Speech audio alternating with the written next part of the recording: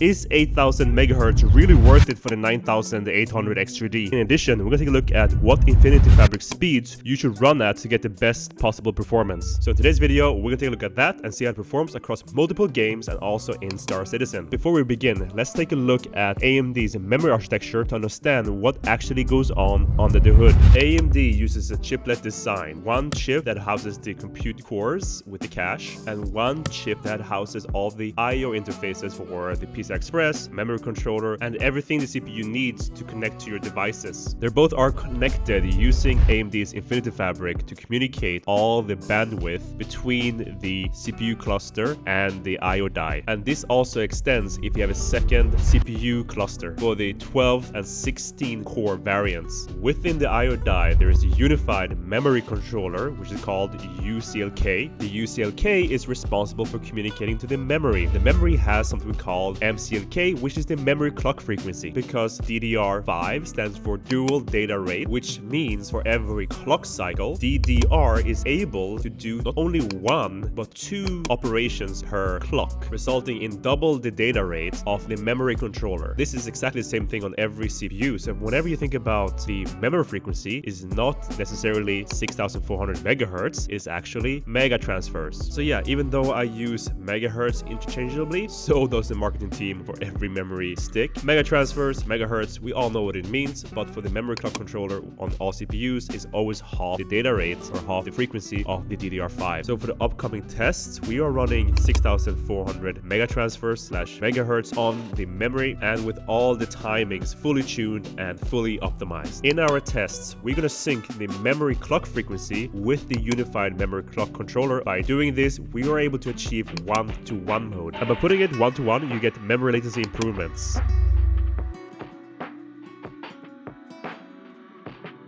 But because we can only achieve 1-to-1 mode on the UCLK and MCLK, that leaves us with FCLK only being allowing us to do 2133 up to 2200 depending on our silicon lottery. A lot of 9800 X2D users are reporting that they can achieve 2200 megahertz consistently. So it seems like AMD has binned the 9800 X2D very well, as it seems to consistently be able to achieve this performance. For our 8000 mega transfer mode, the UCLK and MCLK are set to 1-to-2 or 2-to-1 mode, which creates a desync between the unified memory controller and the memory clock frequency. However, we can achieve a 1-to-1 mode between the FCLK and UCLK if we set the FCLK at 2000 MHz. This allows the Infinity Fabric communication between the CCDs to communicate in every single clock and reduces the latency significantly.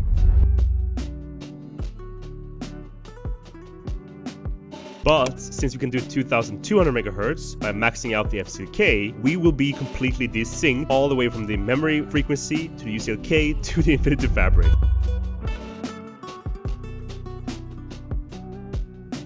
So, with this information in mind, the question then lies, should you run FCLK at 2000 MHz and have it 1-to-1 synced, or 2200 MHz, or 2200 MHz? What really matters? To set the baseline, we're running Starfield at 720p and max settings to stress out the CPU as much as possible. We're doing a very popular Starfield run, which is extremely CPU demanding and will actually use all your resources. The run is playing in the background, so if you want to copy it and compare your own results, you can. What I like about Starfield is that any memory tune will be noticeable in this benchmark. So for the results, the 9800 X3D performs the best with 6400 MHz, where the MCLK and UCLK is fully tuned and the FCLK is maxed out. Meanwhile, the 8000 synced version performed very well as well and are within the performance of the other 6400 MHz settings. Is when we have a completely decoupled MCLK, UCLK, and FCLK, we are actually dropping performance by 5%. So what this shows you is that you should at least have something synced, whether it's the MCLK and UCLK or the FCLK and UCLK. Completely having a desynced platform will mess up your game performance. Alright, so moving on to Metro Exodus, once again, we see that the difference between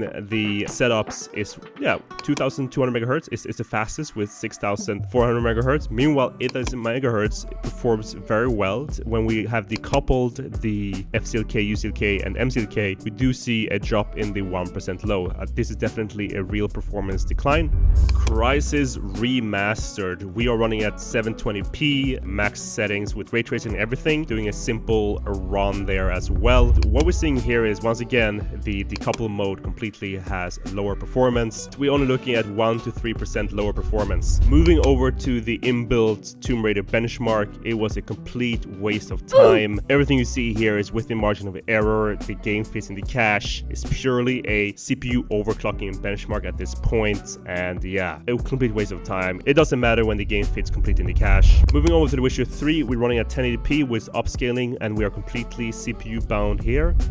So you can see there's no performance difference across the board, even though we are desynced, except for when we have 2133, which gives you a little bit lower latencies, and it just gave an overall better performance than every other settings, which seems to be kind of the sweet spot, right? We have the lowest possible latency, but also decent amount of memory bandwidth. Finally, we're doing the Star Citizen Lorville run. This is what my channel mainly focuses on, so for those who don't know, we're taking the Lorville run, which is one of the most demanding places in Star Citizen, running at 1080p. We're completely CPU bound. Anybody can copy this run. It's pretty straightforward. Unlike the other single player runs, we're doing an average of 5 runs here because there are run-to-run variances. As you can see for the game results, what's interesting here, for the first time we are seeing that maxing out the FCLK, even though we are desynced, we're looking at a very strong 1% low and a decent 1% average. The moment we're running 2000 megahertz on the FCLK,